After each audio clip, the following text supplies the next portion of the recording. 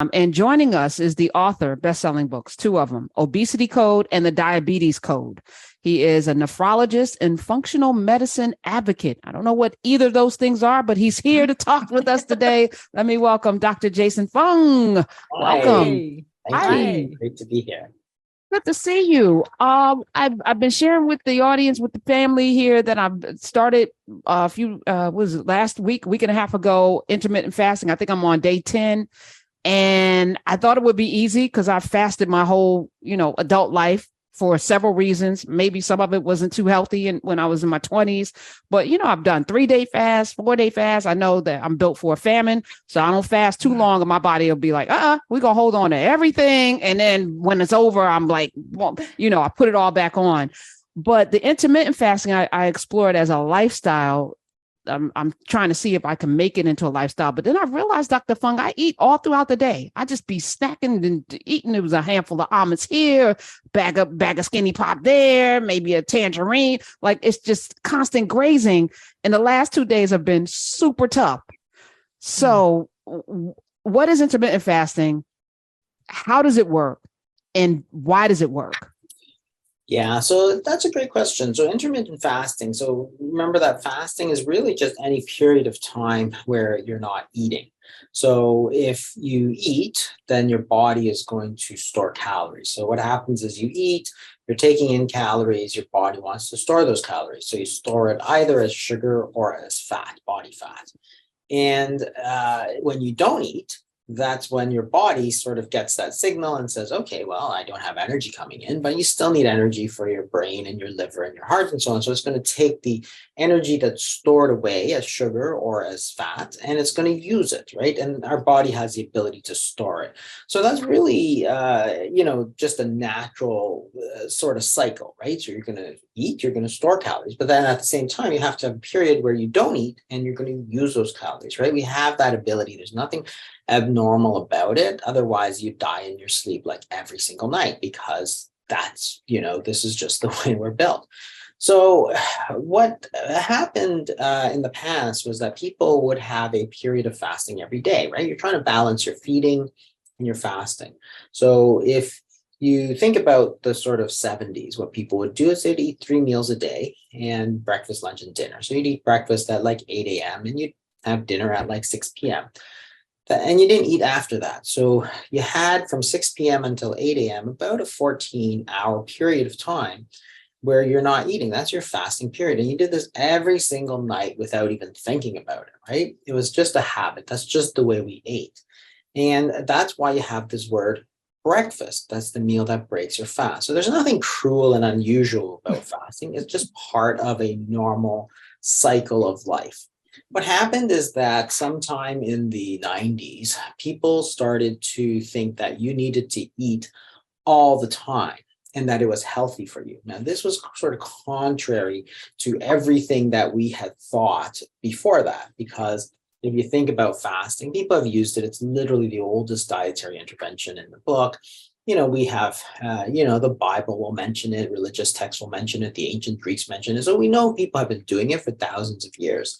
And the context had always been that it's something healthy. So if you think about how people thought about fasting, it was something like purification or, detoxification or something good for your health, not something bad for your health. And that sort of changed up in the 90s. People started to say, well, you should constantly graze throughout the day. So this was not based on science. This was just based on somebody's opinion, and probably helped along with a lot of money from the food companies, right? Because if you think about what happened in the 70s, people would say, like, if you wanted an after school snack, your mom would say, no, you're going to ruin your dinner. And if you wanted a bedtime snack, she would say, no, you should have ate more at dinner, right? It wasn't that she was trying to limit what you ate at dinner time. It's just that she's clearly defining, this is the period to eat. This is the period not to eat, right? So, there was nothing unhealthy about it. So the point is that sometime without sort of any science, people just started saying, oh, you should eat 10 times a day. You should constantly eat. Breakfast is the most important meal of the day. It's like breakfast is a meal, that's about it, right? If you eat it, great. If you don't eat it, your body will figure it out, right? Like our bodies are amazing things. It's not like you have to keep, shoving a muffin in Right. your mouth to stay healthy. So that was the whole thing, that it changed So sometime in you're the saying intermittent fasting is nothing new. We've been doing it. nothing new. It's been The there last for a long time. 30 years, the marketing people and the food companies have rewired our brains to do something that is antithetical to our actual health and what's natural. Exactly. So snacking had always been considered sort of this luxury, like, a snack was just something that, it's an extra, it's a bonus, right? And then it became something that everybody had to eat every single day, right? And it's like, okay, well, we survived thousands of years without snacking. But it sort of got entrenched in, like, if you look at the schools, for example, people, you'll get a note, like, oh, your son is going, I usually get these notes, your son is going on a trip, please send 2 snacks with him. I'm like, why? Is he not eating lunch? Am I not feeding him dinner? Is that why he needs 2 snacks? I'm like, what is the reason? Because, I grew up in the 70s. I survived fine with those snacks, right? My body's going to figure it out. You have stores of energy. If you think about it, if you have, body fat, then you have thousands and thousands and thousands of calories sitting on your body. So a pound of fat is 3,500 calories. So most of us have at least 100 and 200,000 calories of energy sitting on our body. Damn it. Yeah. Why do I have to think about it like that? Okay. So Dr. Fung, because we got limited time, I want to just bang in. How does it work? Okay. So I'm doing 17-7 because the 16-6, I don't do 16-8, I think it is. I don't do sixes and I'm weird. So it's like an OCD thing. So I was like, I'm going to do 17. That 17 has been really tough. And I'm thinking about scaling it back to 16. What is happening over those 17 hours of not eating? And what does it constitute? Is it like if I take Super Beats Heart Chews, does that constitute eating? Is it eating nothing? Is it drinking only water? Because I like my tea. Technically, it's water only, but a lot of things like tea, green tea, coffee, they don't really count in that they're not going to change. So our bodies, what happens is when you eat food, so any food basically is going to trigger a response that tells your body, hey, food's coming in. Now's the time to store calories, right? So either calories are either going in or they're coming out, right? When you start eating, it's going to come in. Now, if you only eat a little bit, like just a tiny bit of something, right, then it's a very small signal. If you eat a full meal, it's the full signal that, hey, store calories.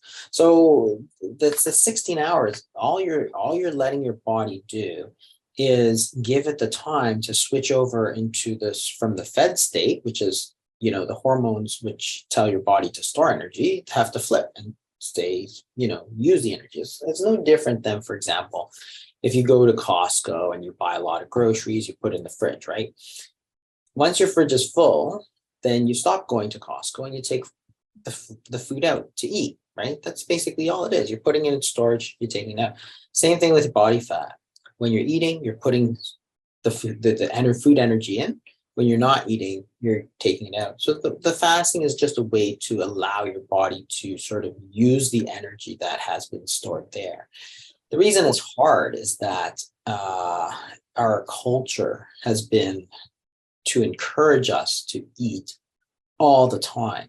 So whereas in the 70s it was very easy for people to do it, it becomes more difficult because now you see that there's food everywhere. Anywhere you want to go, office buildings.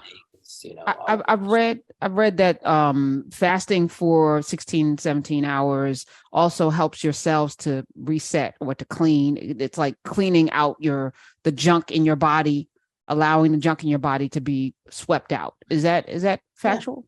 Yeah, exactly. And in terms of often people refer to this process called autophagy, which is this idea that when you fast, you're going to break down not just, you're going to use glucose, which is good, right, to get your blood sugars down. You're going to use body fat, which is good if you have body fat to lose. And then the other thing is that there's a period of time where you're breaking down protein, and that sounds really bad. People say, oh, you're going to, burn muscle, but that's not it. Protein, there's a lot of excess protein, and you're going to, have this period of autophagy where you're actually going to break down protein. And the reason that's good is that any process where you break down old stuff and replace it with new stuff is going to make you healthier. So it's actually a process of rejuvenation, because at the same time as you're breaking down protein, you're actually elevating growth hormone so that when you do eat, you will replace those proteins with new proteins. So you're basically taking out the old stuff and then you will replace it, whatever is necessary, with the new stuff. Sort of like if you were to renovate your bathroom, first thing you got to do is throw out the old tub and the old toilet, right? You can't do it without breaking down. That's the first process of rejuvenation. So that's why it's important for the fasting. That's why it had always been considered something that's so healthy, because you're going to get rid of the old stuff.